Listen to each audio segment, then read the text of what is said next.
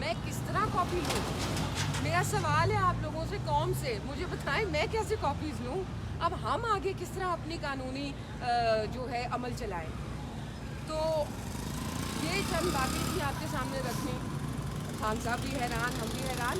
पता था कि इसी तरह की कोई जजमेंट आएगी। ये हमें कल से जो रवैया देखा जा रहा है उससे समझ आ रही थी कि कन्विक्शन भी आज होनी है और कुछ होना भी है मज़ीद। आज जब मेरी वालदा और मैं सुबह आए तो रायट केयर में पुलिस खड़ी हुई। हम 3 औरतें, चले आज 4 हो गई, हम 4 औरतें हैं। इतनी ख़तरनाक है क्या कि रायट पुलिस बुलानी पड़ गई?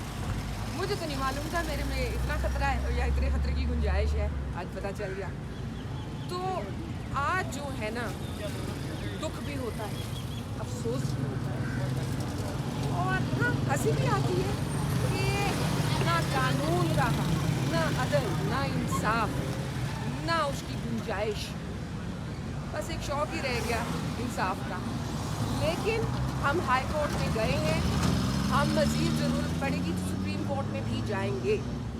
हम बाजी नहीं हारेंगे, हम हार नहीं मानेंगे, ये हम जंग जीत के रहेंगे और इंशाअल्लाह 8 फरवरी को आपको नज़र आएगा।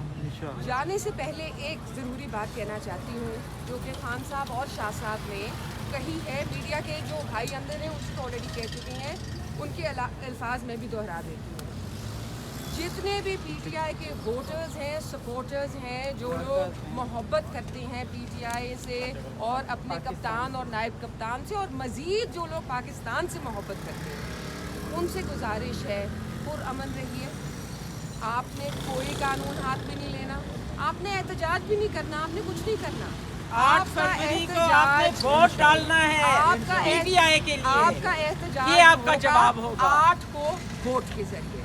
तो वोट के बदले ही हम लेंगे।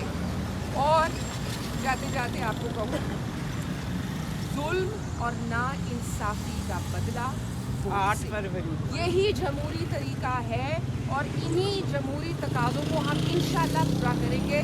बाकी अल्लाह के हाथ में है, ईमान है दिल में, दिल साफ़ है, नीयतें साफ़ हैं और इंशाअल्लाह अल्लाह जो है हमें इसका सिला देगा। बहुत शुक्रिया।